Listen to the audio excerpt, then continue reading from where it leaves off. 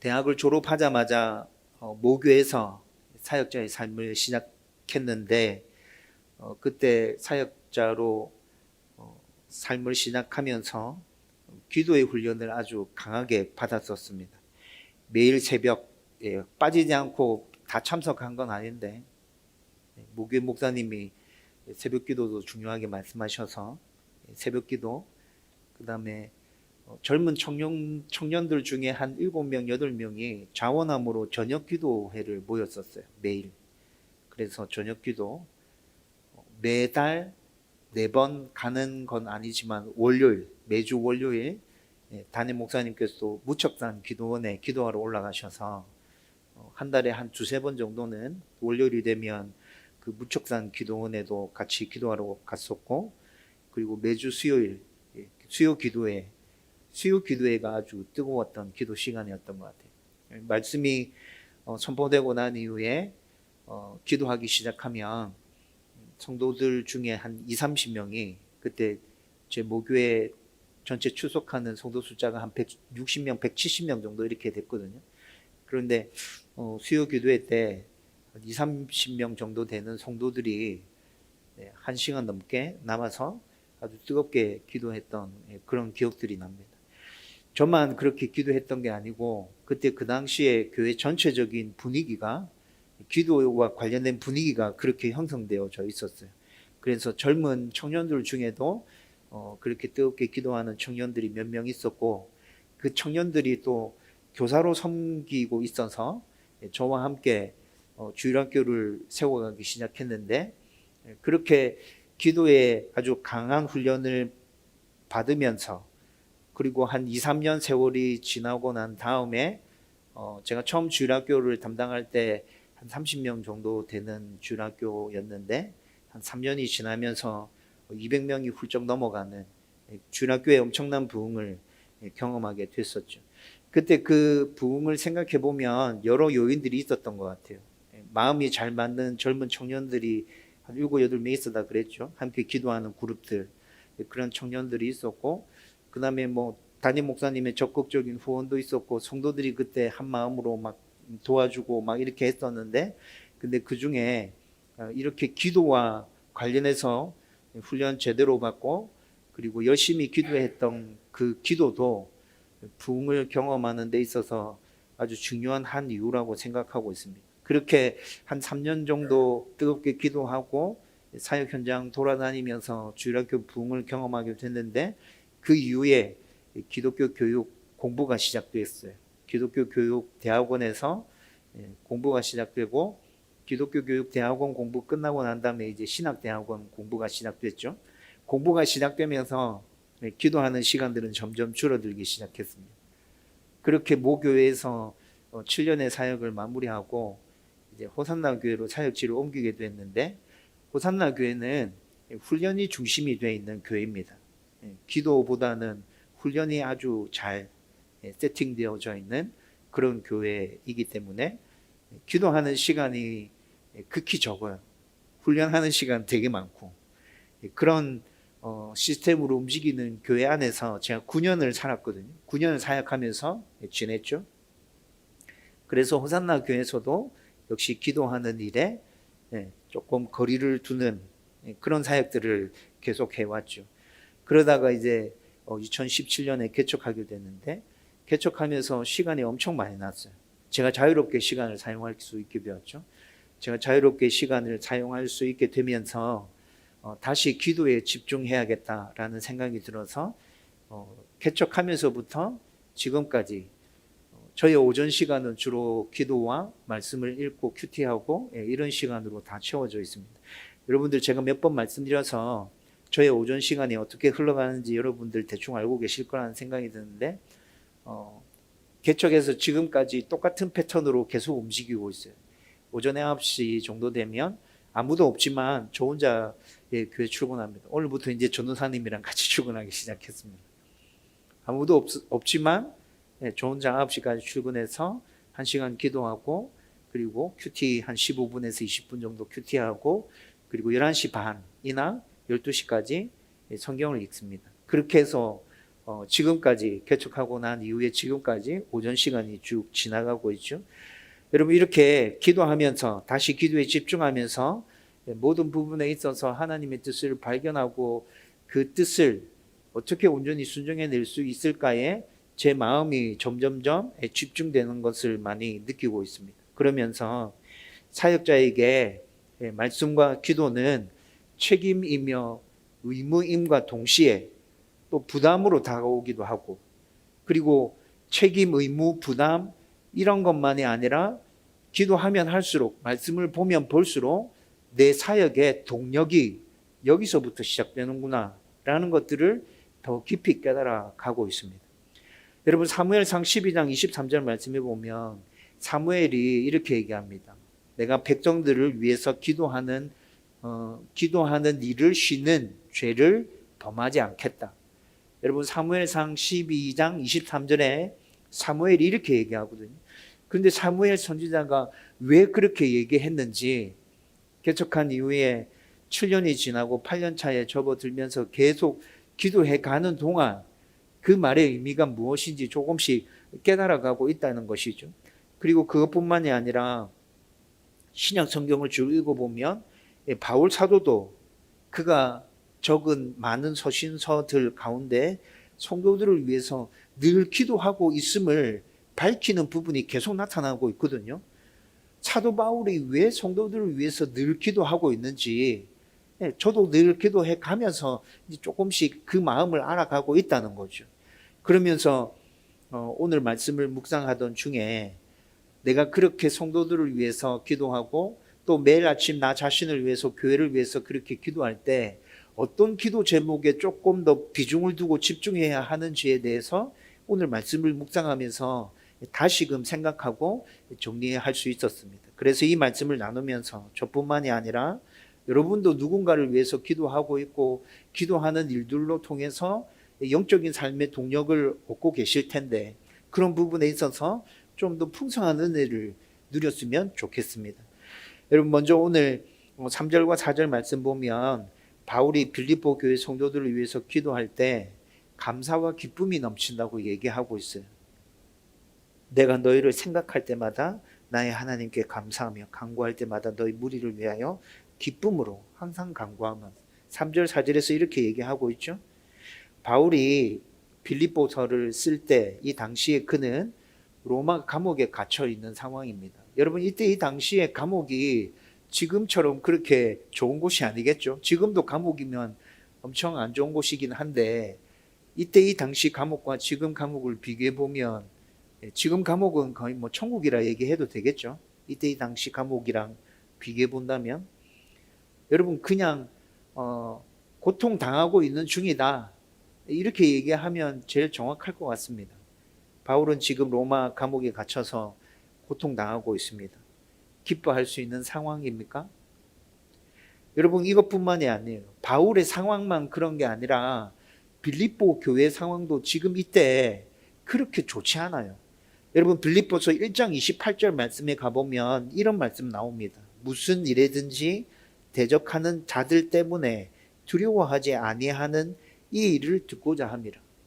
무슨 일에든지 대적하는 자들 때문에 두려워하지 않고 있다라는 소식을 내가 듣기를 원한다. 여러분 바울이 지금 이렇게 얘기하고 있거든요. 바울이 왜 이렇게 얘기하는 것 같아요? 빌립보 안에 지금 빌립보 교회 안에 문제들이 많아요. 그래서 그 안에 온전하게 말씀을 붙들고 신앙생활을 하려고 하는 사람을 대적하는 무리들이 계속 그 안에 존재하고 있단 말이에요. 그래서 바울이 지금 무슨 얘기하냐면 바르게 신앙생활을 하려고 애쓰는 너희들이 대적하는 무리들 때문에 두려워하지 않았으면 좋겠어. 여러분 지금 바울이 이 얘기하고 있는 거죠. 여러분 이 얘기를 하고 있다는 것 자체를 생각해 보면 제가 방금 말씀드렸던 것처럼 빌립보 교회 상황도 그렇게 좋은 상황은 아니구나 라는 걸 느낄 수 있죠. 감지할 수 있죠. 그렇다면 바울의 기도에 그들을 향한 염려와 걱정이 참 많을 텐데 바울이 그들을 위해서 기도할 때마다 어떻다고 지금 얘기한다고요? 3절과 4절에서 감사가 넘치고 기쁨이 넘친다고 그렇게 얘기하고 있잖아요. 여러분 이거 이해가 되세요? 바울의 상황을 살펴봐도 지금 기뻐하고 감사할 만한 상황이 아니고, 빌립보 교회를 살펴봐도 기뻐하고 감사할 만한 상황이 아닌데, 도대체 바울의 이 기쁨과 이 감사는 어디서부터 나오는 거야? 여러분, 바울이 지금 빌립보 교회를 위해서 기도할 때마다 기뻐하고 감사한다고 얘기하는 이유는 주님 안에서, 예수 안에서 바울과 풍성한 교제를 나누면서 그들이 영적으로 점점 세워져 가고 있는 모습들을 바울이 계속 확인하고 있어요. 그것 때문에 지금 바울이 기쁘다고 얘기하는 거예요.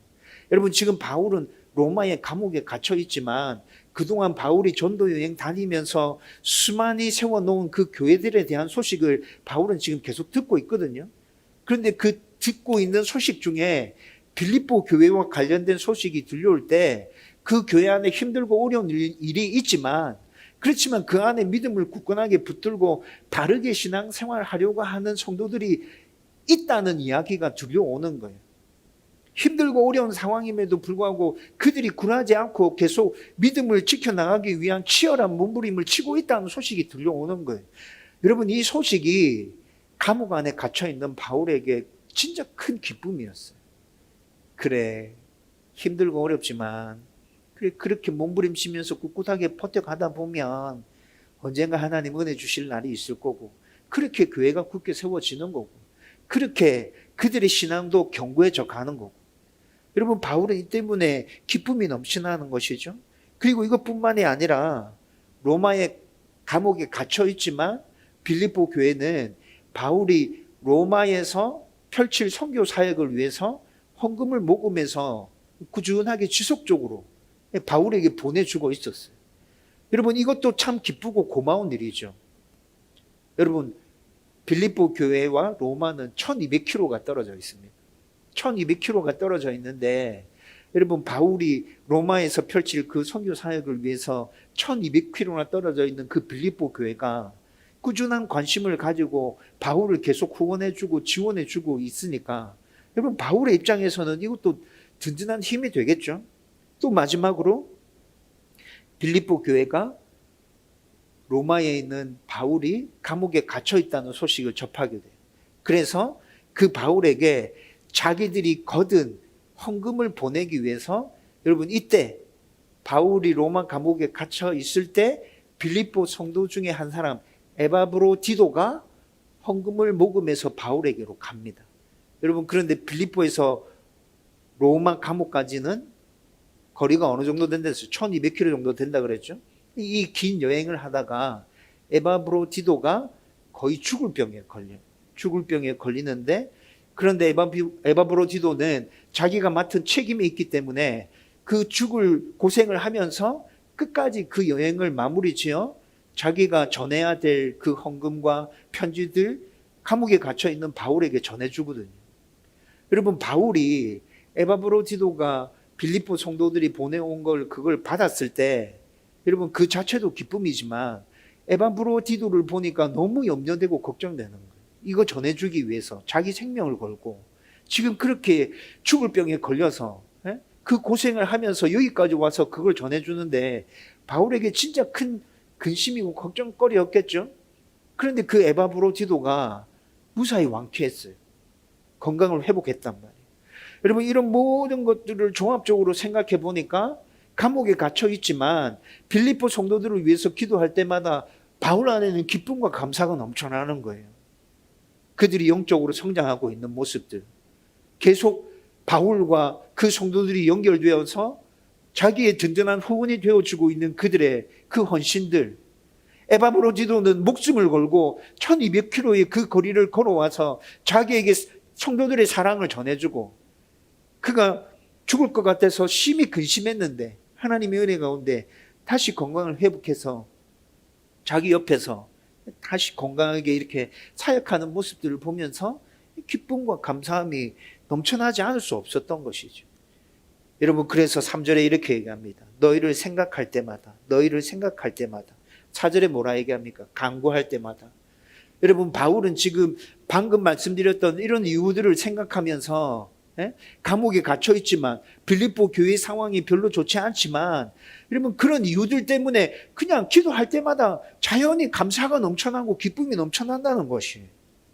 여러분 제가 이 말씀을 묵상하면서 누군가를 위해서 적극적으로 계속 기도하려면 감사와 기쁨이 넘쳐나야 되구나 라는 것을 알게 됐어요. 여러분 잘 생각해 보십시오.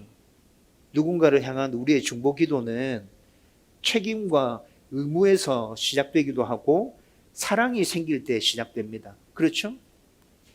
여러분 이렇게 시작된 중보 기도가 내가 기도하고 있는 그 대상으로 인한 감사거리가 생겨나고 그 대상으로 인한 어떤 기쁨이 생기게 되면 여러분 꾸준하게 그 기도가 계속 진행되어져 가고 더 깊어지고 더 간절해질 거예요.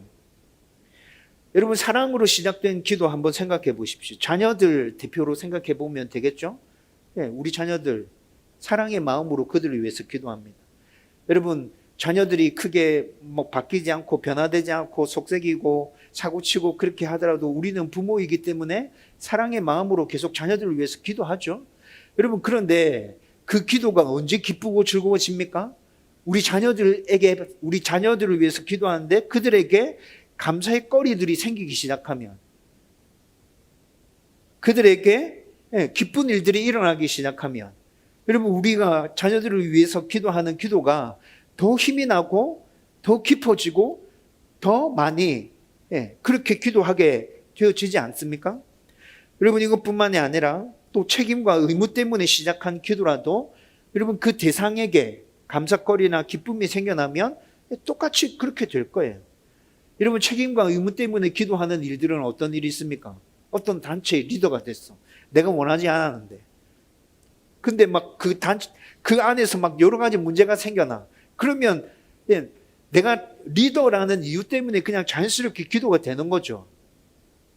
주일학교 교사예요? 소그룹 리더예요? 구역장이에요?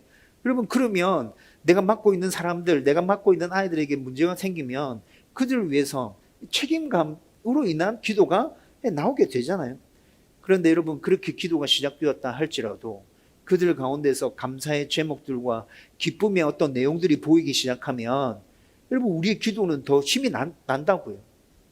이렇게 어느 쪽이든 분명하게 기도의 대상으로 인한 감사와 기쁨이 넘치면 분명히 우리 기도에 탄력이 붙고 힘이 생깁니다. 여러분 저도 여러분들을 위해서 늘 기도하면서 여러분으로 인한 감사와 기쁨이 제 기도의 힘으로 저의 기도를 북돋아 주는 것들을 경험하면서 기도하고 있습니다. 여러분 그래서 바울은 이런 감사와 기쁨을 적극적이며 반복적으로 생각하면서 감사하고 그로 인해서 기쁨을 누리고 있는 것이죠. 여러분 3절과 4절을 원으로 살펴보면 너희를 생각할 때마다 간구할 때마다 뭐 이렇게 나오죠. 그런데 이 말씀을 원으로 살펴보면 생각하고 감사하는 것, 간구하는 것, 이 모든 것들은 현재 능동태형으로 원어에서는 그렇게 동사를 사용하고 있어요.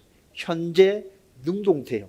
여러분이 현재 능동태형으로 동사가 사용되었다는 말은 반복적이며 일회성이 아니라 반복적이며 아주 적극적인 행동으로 생각을 하고 감사를 하고 있고 간구를 하고 있다는 것을 표현해 주는 거예요.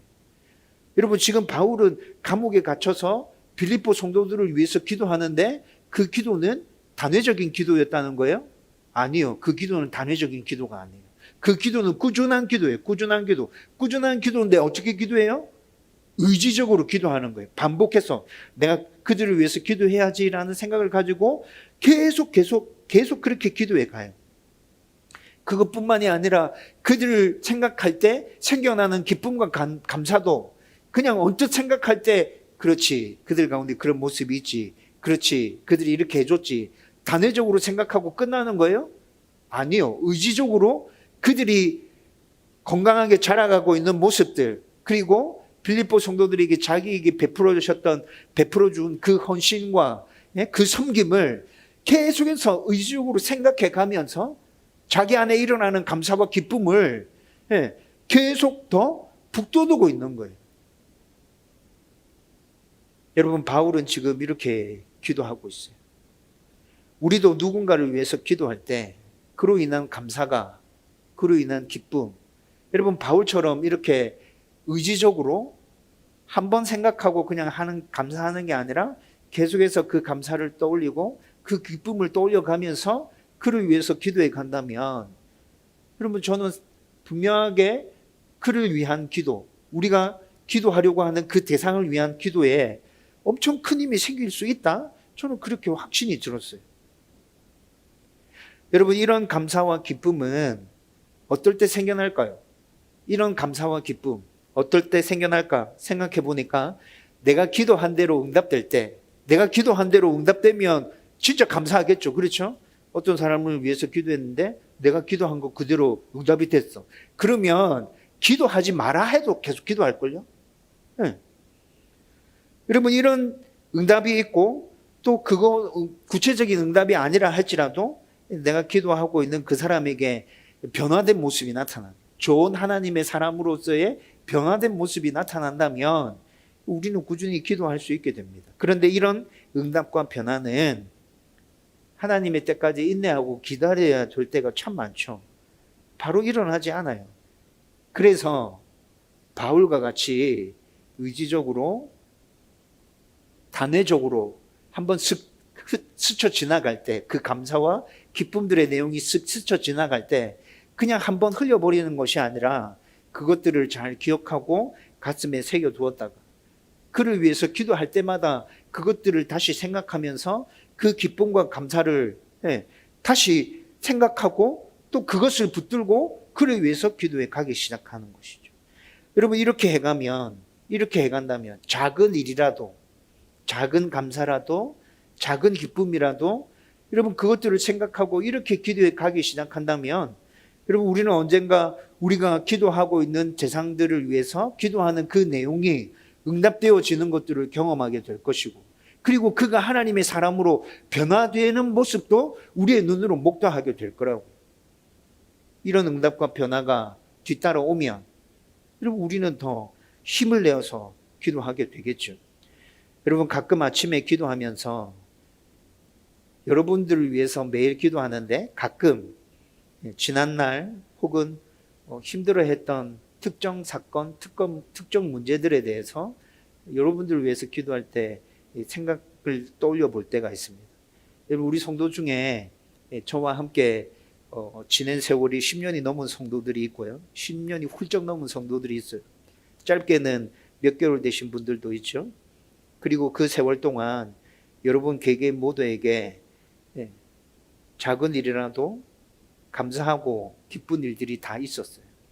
제가 생각해 보면 여러분들 개개인 모두 감사하고 기쁜 일들, 기억나는 것들이 다 있다고요.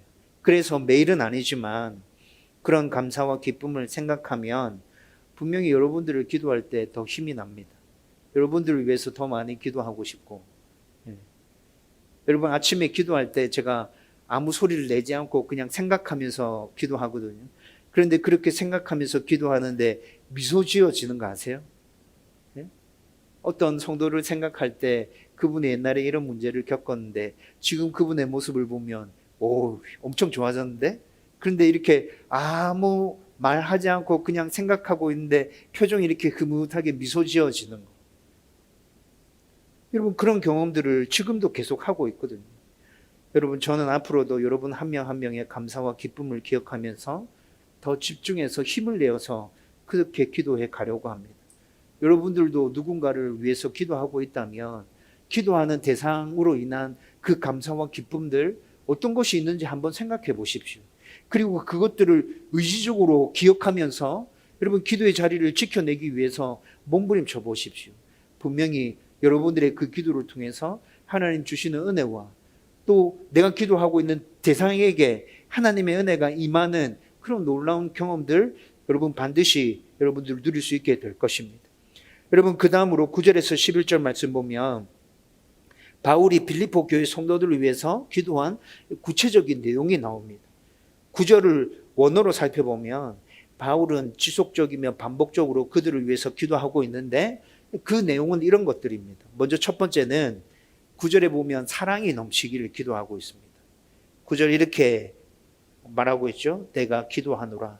너희 사랑을 해서 사랑에 대해서 얘기하고 있는데 이거 지금 빌립보 성도들 가운데 사랑이 넘쳤으면 좋겠습니다. 이렇게 기도하고 있는 거거든요. 여러분 이 사랑은 아가페 사랑을 얘기하는 거예요. 아가페 사랑은 무조건적인 사랑이죠. 이 무조건적인 사랑은 누구의 사랑인 겁니까? 우리가 무조건적으로 사랑할 수 있습니까? 우리는 무조건적으로 사랑할 수 없죠. 무조건적인 이 아가페 사랑은 하나님께로부터 온 사랑이잖아요. 여러분 지금 바울은 빌립보 성도들에게 아가페 사랑, 무조건적인 사랑, 하나님의 사랑이 그들 가운데 부어졌으면 좋겠어요. 이렇게 기도하고 있는 거예요. 여러분 그런데 잘 생각해 보면 이 사랑은 이미 빌립보 성도들에게 임했습니다. 그들이 예수 그리스도를 구주로 믿고 하나님의 사람으로 거듭난 생활을 시작할 때 그 사랑이 이미 그들 가운데 임했잖아요. 그런데 그 사랑이 임했는데 지금 바울이 하나님의 사랑이 임했으면 좋겠어요. 이렇게 기도한대요. 이게 무슨 말이에요? 한 번 임한 것으로 바울은 만족하지 않고 하나님의 그 사랑이 빌립보 성도들에게 날마다 임해서 그냥 그 사랑이 차고 넘쳐 흘렀으면 좋겠어요. 지금 바울은 이 기도를 하고 있다는 거예요. 그 사랑이 계속 부어져서 그들 가운데 그 사랑이 차고 흘러 넘칠 때 비로소 이들도 하나님을 사랑할 수 있게 될 것이고 이웃을 사랑하게 될 수 있을 겁니다. 여러분 지금 바울은 그것을 생각하면서 하나님의 사랑이 날마다 계속 부어지게 해주세요. 여러분 이렇게 기도하고 있다는 거죠. 여기서 우리가 기억해야 할 것은 제가 여러분들에게 가끔씩 말씀드렸던 건데 하나님의 사랑은 한번 풍성하게 우리 가운데 임했다고 끝나는 거예요? 그걸로 만족하면 돼요? 아니요. 하나님의 사랑은 날마다 매일 우리 가운데 부어져야 돼요. 여러분 우리가 기도할 때 이 기도를 제일 우선순위에 두고 기도해야 됩니다. 나를 위해서 기도할 때도 그렇고 내가 기도하는 다른 상대방을 위해서 기도할 때도 하나님의 사랑이 우리 가운데 날마다 풍성하게 부어지게 해주십시오. 차고 흘러 넘치게 해주십시오. 그 사랑으로 하나님을 사랑하게 해주십시오. 그 사랑으로 이웃을 사랑하게 해주십시오. 여러분 이 기도가 우리 가운데 반드시 필요하다는 것입니다. 그리고 두 번째는 바울은 또 이렇게 기도합니다. 하나님을 아는 지식과 총명이 더 풍성하기를 기도하고 있습니다. 여러분 9절 말씀 보면 내가 기도하노라 너희 사랑을 지식과 모든 총명으로 점점 더 풍성하게 하사 이렇게 얘기하고 있죠. 여러분 9절에서는 하나님을 아는 지식과 총명이 있어서 그분을 더 사랑하도록 기도하는 것입니다. 여러분 제가 지금 무슨 말씀 드리는 거냐 하면 하나님을 아는 지식과 총명이 있어서 하나님을 더 사랑하게 해주십시오. 이건 지금 바울이 기도하는 하나의 기도예요. 하나의 기도. 이걸 지금 따로 떼서 바울이 기도하는 게 아니거든요. 여러분 잘 생각해 보면 하나님의 사랑을 누리고 있어요. 하나님의 사랑이 내 안에 계속 부어지고 있어요. 그러면서 그 사랑으로 인해서 하나님이 어떤 분이신지 내가 조금씩 더 깊이 넓게 알아가고 있어요. 그러면 어떻게 되겠어요? 하나님의 사랑이 내 안에 부어지고 있고 하나님이 어떤 분인지 더 넓고 더 깊이 알게 된다면 자연스럽게 우리도 하나님을 사랑할 수밖에 없어요. 이거는 그냥 자연스럽게 이렇게 이어지는 일인 거죠. 그런데 저는 이걸 따로 떼서 여러분들을 위해서 기도할 때 저는 따로 떼서 기도하고 있습니다. 여러분 바울이 첫 번째로 기도한 것처럼 여러분들을 위해서 기도하고 있거든요. 그런데 그렇게 기도하고 저는 따로 떼서 하나님을 더 넓고 깊이 알아가게 해주십시오. 우리 성도들이 날마다 하나님을 더 온전하게 경험할 수 있었으면 좋겠습니다. 이렇게 기도한다고요. 왜? 여러분 제가 생각할 때는 여러분 이건 지금 바울은 하나로 연결해서 쭉 기도했지만 제가 생각할 때는 이 두 가지 다 너무너무 중요하게 돼요. 하나님을 우리가 누리고 살아가는 것 그리고 그 하나님을 제대로 알고 그 하나님을 내 삶 속에서 제대로 경험하는 것도 제가 생각할 때는 온전한 하나님의 사람으로 우리가 이 땅에서 살아가는 데 있어서 너무 중요해요. 그래서 저는 이 두 가지를 따로 떼놓고 기도해요. 하나님 그렇게 됐으면 좋겠어요. 여러분 하나님의 사랑이 우리 가운데 날마다 계속 부어지고 있으면 첫 번째 포인트에서 얘기한 것처럼 그 사랑 때문에 우리는 하나님을 더 사랑하게 되고 그 사랑 때문에 우리는 이웃을 사랑하게 될 겁니다. 그리고 그렇게 사랑하면서 우리는 또 자연스럽게 하나님이 어떤 분이신지에 대해서 더 깊이 더 넓게 알아갈 수 있게 될 거예요. 근데 저는 이 두 가지 다 여러분들이 중요하게 꼭 붙들고 여러분 자신을 위해서 기도할 때든지 다른 사람들을 위해서 기도할 때든지 사랑이 넘치기를 기도하고 하나님을 제대로 알 수 있기를 꾸준하게 기도해 갈 수 있었으면 좋겠어요. 세 번째는 선과 악, 그리고 선 중에서 가장 선한 것을 분별할 수 있기를 위해서 기도하고 있죠. 10절에 나타나요. 너희로 지극히 선한 것을 분별하며 진실하여 허물 없이 그리스도의 날까지 이루고. 여러분, 인류가 시작되고 난 이후에 지금까지 선과 악을 분별하지 못해서 생겨나는 문제들이 너무나도 많은 것 같아요. 특히 요즘은 의도적으로 선과 악을 분별하는 절대 기준을 그냥 헌신짝 버리듯이 그냥 저 멀리 버려버렸다는 느낌이 들어요. 선과 악을 구별하고 또 제일 선한 것을 분별하는 그 절대 기준은 이제 다 사라져 버렸고 그 절대 기준 대신에 자기 생각이 그 자리를 떡하니 차지하고 있죠. 그래서 똑같은 일인데 나에게서 그 일이 일어났을 때와 다른 사람에게 그 일이 일어났을 때 처리하는 게 달라요. 말하는 게 달라요. 여러분, 이게 요즘 전문용어로 등장했죠. 네, 이런 방식을 전문용어로 뭐라 그러죠? 내로남불이라 하잖아요. 정치인들에게서 굉장히 많이 보이죠. 여러분, 요즘 의사 증언 문제와 관련해서 여러 가지 주장들이 나옵니다. 정부에서 주장이 나오고 의협에서도 주장이 나오죠. 그런데 정부에서 주장하는 거, 의협에서 주장하는 거 이렇게 다 들어보면 도대체 기준이 뭐지? 저렇게 얘기하는 기준이 뭐야? 저 사람들이 그때 그 일이 있었을 때는 저렇게 얘기하지 않았던 것 같은데? 지금 비슷한 것 같은데 도대체 뭐지? 여러분, 이런 생각 들 때가 정말 많아요. 여러분, 절대 기준이 없어져 버리면 하나님의 사랑이 부어지고 있어요. 내 안에 하나님의 사랑이 막 넘쳐요. 그래도 그 사랑을 제대로 우리의 삶 가운데서 실천해낼 수가 없습니다. 그 사랑을 어디에다가 어느 만큼 어떻게 흘려보내줘야 될지 이런 판단이 서지 않잖아요. 기준이 없어버리면. 하나님의 사랑이 넘치면 그 다음은 선과 악을 분별할 수 있는 분명한 기준을 가지고 선과 악을 분별해야죠.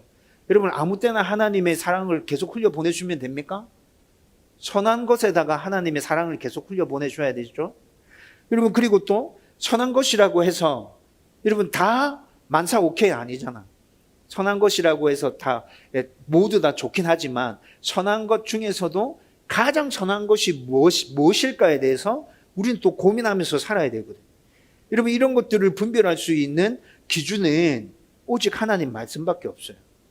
여러분, 그 하나님의 말씀으로 선과 악과 선악과 그리고 선한 것 중에 제일 선한 것을 잘 분별해서 여러분, 우리가 흘려보내야 될 사랑들을 적절하게 잘 흘려보내야 된다는 거죠. 그래서 예수님이 다시 이 땅에 오실 때까지 허물이 없는 온전한 성도의 삶을 살아가야 한다는 것입니다. 네 번째로 바울이 강구하는 것은 의의 열매를 맺어 하나님의 영광을 드러내도록 기도하고 있습니다. 11절에 나타나죠. 예수 그리스도로 말미암아 의의 열매가 가득하여 하나님의 영광과 찬송이 되기를 원하노라. 여러분, 이 기도는 이 세상을 살아가는 모든 성도의 최종적인 목표입니다. 성도가 의의 열매를 맺는 것은 성령 충만하여서 성도답게 살아가면 가능하게 되는 일이죠. 우리가 성령 충만해서 성도답게 살면 하나님이 자연스럽게 드러나면서 하나님이 영광 받으시게 될 겁니다. 그런데 앞선 강구들, 첫 번째, 두 번째, 세 번째 앞선 강구들은 성도가 성령 충만해서 하나님의 영광을 드러내기 위해서 우선적으로 필요한 일들이었어요. 여러분, 앞에 일들이 일어나지 않은 상황에서 성령 충만해서 의의 열매를 맺고 하나님의 영광을 드러내는 삶은 사라지지 않는 거예요. 그래서 하나님의 사랑이 우리 가운데 부어지고 넘쳐 흘러야 되고요. 그분을 제대로 알아야 되고요. 그분을 제대로 우리 삶 가운데 깊이 경험해야 되고요. 그리고 말씀을 기준으로 해서 선악을 제대로 분별해서 하나님의 말씀을 실천해내면서 살아야 되고.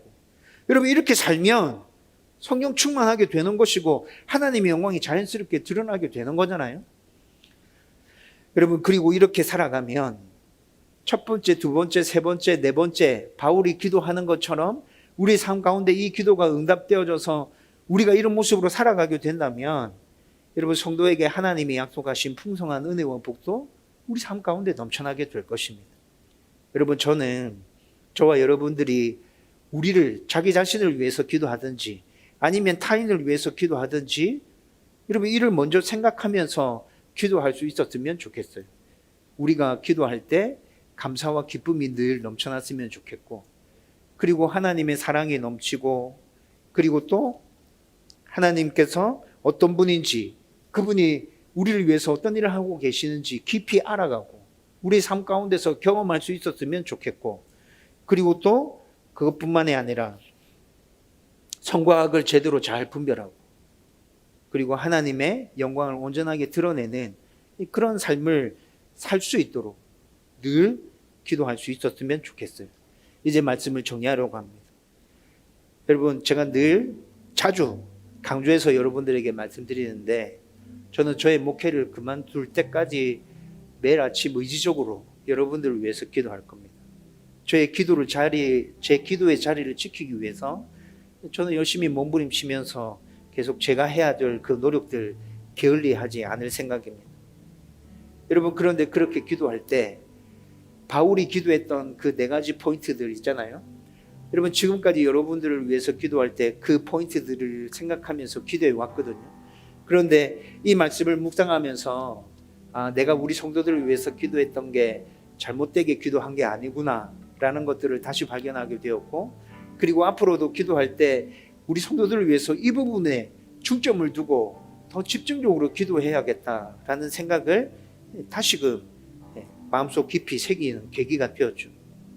여러분, 제가 생각할 때 사도 바울도 여러분들의 현실적인 필요, 이때 이 당시에 빌립보 성도들의 현실적인 필요보다 여러분, 바울이 지금 본문에서 나는 이런 것들을 위해서 기도해 라고 얘기하는 그 영적인 의미들을 담은 복들을 위해서 먼저 기도했을 거예요.